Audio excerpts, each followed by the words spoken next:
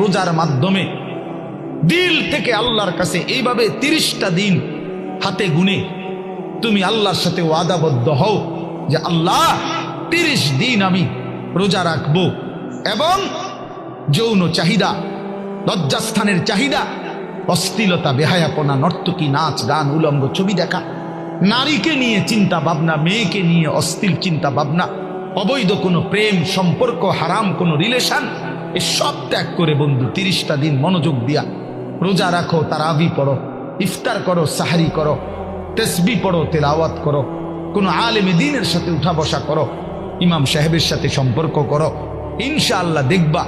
আল্লাহ চাহে তো 30 দিনের মাথায় আল্লাহ বলেন লাআল্লাকুম তাত্তাকুন, আমি আল্লাহ ওয়াদা দিলাম মোমেন তোকে মুত্তাকি বানিয়ে দেব,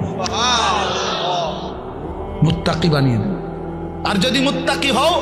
তাইলে পুরস্কার কি?